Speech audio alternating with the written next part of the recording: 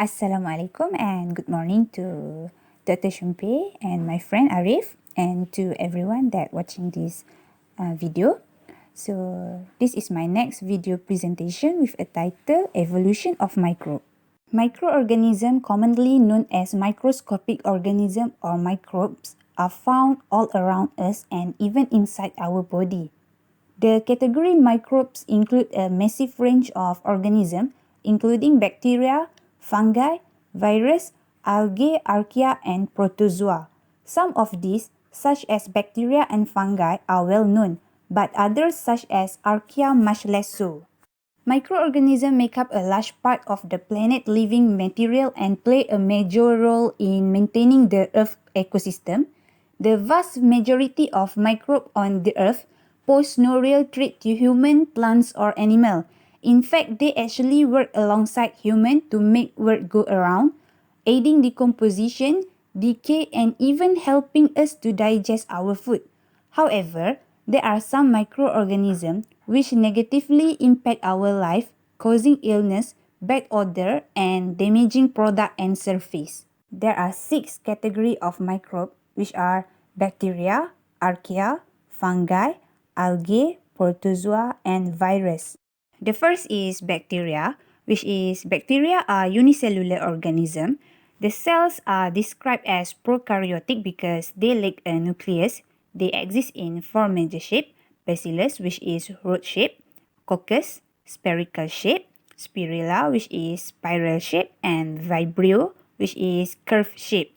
And most of bacteria have a peptidoglycan cell wall, which they divide by binary fission, and they may possess flagella for motility. And the difference in their cell wall structure is a major feature used in classifying this organism. And according to the way their cell wall structure stain, bacteria can be classified as either gram-positive or gram-negative when using the gram staining. And bacteria can be further divided based on their response to gaseous oxygen in the following group, which is aerobic, the bacteria living in the presence of oxygen, and aerobic, bacteria living without oxygen, and facultative and aerobe, which bacteria can live in both environments. And according to the way they obtain energy, bacteria are classified as heterotroph or autotroph. Autotroph is make their own food by using the energy of sunlight or chemical reaction, in which case they are called chemoautotroph, and heterotroph obtain their energy by consuming other organisms. And bacteria that use decaying life form as a source of energy are called as saprophyte. The second is archaea. Archaea is differ from true bacteria in their cell wall structure and lack of peptidoglycan. They are prokaryotic cells with avidity to extreme environmental condition based on their habitat. All archaea can be divided into the following group, which are methanogen.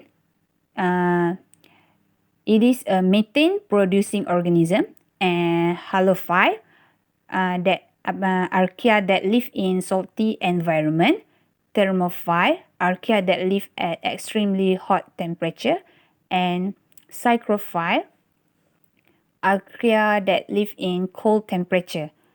Archaea use different energy sources like hydrogen gas, carbon dioxide, and sulfur. Some of them use sunlight to make energy, but not the same way plants do. They absorb sunlight using their membrane pigment, which called bacterial rhodopsin, and this react with light, leading to the formation of the energy molecule adenosine triphosphate, we call as ATP. The next is fungi and protozoa. Fungi are eukaryotic cell, which is with a true nucleus, and most fungi are multicellular, and their cell wall is composed of chitin.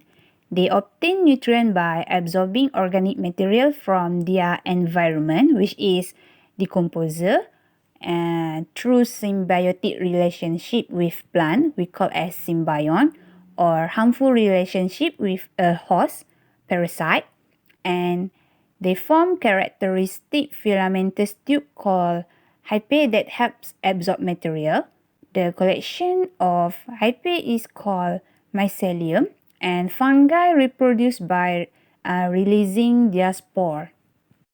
While protozoa are unicellular aerobic eukaryote, they have a nucleus, complex organelle, and obtain nourishment by absorption or ingestion through specialized structure. They make up the largest group of organisms in the world in terms of number, biomass, and diversity. Their cell walls are made up of cellulose, and protozoa have been traditionally divided based on their mode of locomotion, which is flagellate, produce their own food and use their whip-like structure to propel forward.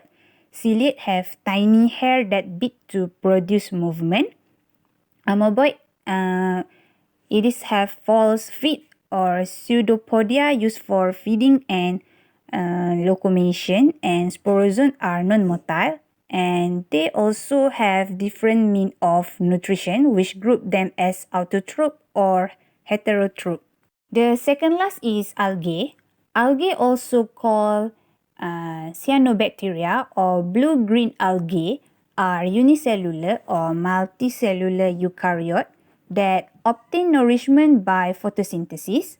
They live in water, damp soil and rock, and produce oxygen and carbohydrate used by the other organism. And it is believed that cyanobacteria are the origin of Greenland plant.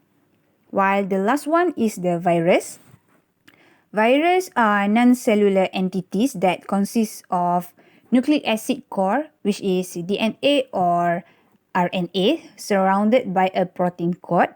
Although viruses are classified as microorganisms, they are not considered as living organisms. Virus cannot reproduce outside a host cell and cannot metabolize on their own. And virus often invade prokaryotic and eukaryotic cells that causing a disease. There are 6 factors of microbial evolution, which is the first is osmotic pressure, the second is pH, next temperature, oxygen concentration, pressure, and radiation. So in this activity, the bacteria that I have choose is Escherichia coli, or known as E. coli. The classification of E. coli, which is its domain and kingdom is bacteria, and phylum Proteobacteria from the class Gamma Proteobacteria. Its order is Enterobacteria from family Enterobacteriaceae, and the species is Escherichia coli. Escherichia coli is known as E. coli, is a prokaryotic and rod-shaped and found in environment, food and intestine of people and animal. E. coli is a gram-negative because its cell wall is composed of a thin peptidoglycan layer and an outer membrane. During the staining process, E. coli pick up the color of the counterstain safranin and stain pink. The outer membrane surrounding the cell wall provide a barrier to certain antibiotics such that E. coli is not damaged by penicillin. Strain that possess flagella and are motile, and the flagella have a peritrichous arrangement. It also attach and efface to the microvilli of the intestine via an adhesion molecule known as intimin. E. coli is facultative anaerobe, which is that make ATP by aerobic respiration if oxygen is present, but it is capable of switching to fermentation or anaerobic respiration if oxygen is absent. E. coli cause diarrhea, and the disease caused by E. coli are urinary tract infection, UTI, neonatal meningitis, and intestinal disease known as gastroenteritis. Like all life form, new strain of E. coli evolved through the natural biological process of mutation, gene duplication, and horizontal gene transfer. And the long-term evaluation experiment using E. coli begun by Richard Lansky in 1988 have allowed direct observation of genome evolution over more than 65,000 generations in the laboratory. For the instance, E. coli typically do not have the ability to grow aerobically with citrate as a carbon source. In the microbial world, a relationship of predation can be established similar to that observed in the animal world. Consider it has been seen that E. coli is the prey of multiple generalist predators such as Myxococcus, and in this predator-prey relationship, a parallel evolution of both species is observed through genomic and phenotypic modification. And last but not least, it is formation of biofilm. Biofilm is a structured community of bacterial cells enclosed in a self-produced polymeric matrix, and biofilm are protective mode of growth that allow survival in hostile environment, and bacteria in biofilm are inherently resistant to killing. Escherichia coli biofilm consists of a bacterial colony embedded in a matrix of extracellular polymeric substance, EPS, which protect the microbe from adverse environmental conditions and result in infection. Besides being the major causative agent for recurrent urinary tract infection, E. coli biofilm is also responsible for inhaling medical device related infectivity. The cell-to-cell communication within the biofilm occurs due to quorum sensor that can modulate the key biochemical players, enabling the bacteria to proliferate and intensity the resultant infection. E. coli is a prokaryotic, and it is used intra-colony channel in E. coli function as a nutrient uptake system. And according to Buchanan and Doyle, 1997, survival and growth rate of E. coli is depend on interaction of intrinsic, which is food-related, and extrinsic environmental, such as temperature, pH, and water activity. In my prediction, E. coli will continuously use as water bioindicator, and my ideas are we should practicing safe food behavior campaign or following good food handling and hand hygiene practices. And this is some journal that I searched and used to help me to gain more knowledge and information about the E. coli.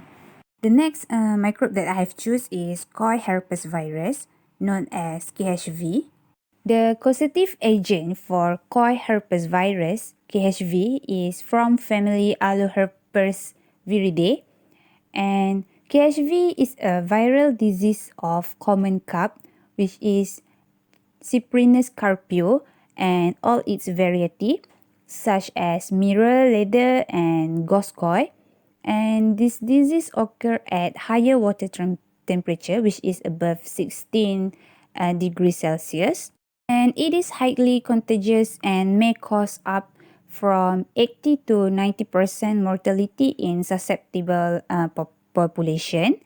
The disease is transmitted by fish to fish contact and also via angling equipment and contaminate water. Infected fish shed the virus in feces, urine, and mucus from the gills and skin. The clinical signs of KHV are lethargic behavior, which is the fish is hanging in the water, gathering at water inlet or point of aeration. And the second is loss of mucus. The mucus that covering the fish skin can appear as if flaking off, making the fish feel dry and rough when handled. And there may also be secondary infection that caused by parasitic, fungal, or bacterial pathogen. And then the eyes can appear sunken, and the fish have a damaged gill with patch of pale, dead, or rotting tissue. For the evolution or adaptation of KHV, I didn't found some information, but then for the evolution or adaptation of virus undergo evolution and natural selection just like cell-based life, and most of them evolve rapidly. The natural selection can only happen when it has the right starting material, which is genetic variation. And genetic variation means there are some genetic heritable differences in a population. And in virus, variation comes from two main sources, which is recombination and random mutation. A recombination, it is a virus swap chunks of genetic material, which is DNA and RNA, and random mutation, a change occur in the DNA or RNA sequence of a virus. A mutation is a permanent change in the genetic material, DNA or RNA of a virus, and a mutation can happen if there is a mistake during copying of the DNA or RNA of the virus. And last but not least, evolution of drug resistance, which is certain drugs can block the replication of virus by inhibiting key viral enzyme. There is no treatment for KHV, and in my prediction, if any fish that survive from the disease, it may carry the virus and act as a source of infection. And this means that fishery management and biosecurity are key to manage the stock after the outbreak.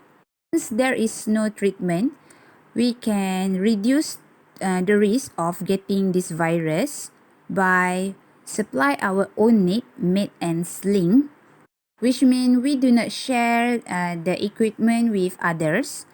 The cost of replacing of this equipment, it will be a running cost, but budget for it via fees or take deposit, because the cost of replacing damaged or unclean nets won't be as much as losing and replacing all of the fish. And the equipment should be installed disinfection point. And here are some of journal that I searched and used to help me in gaining some knowledge and information of koi herpes virus. And that's all from me. Thank you for listening and thank you for watching.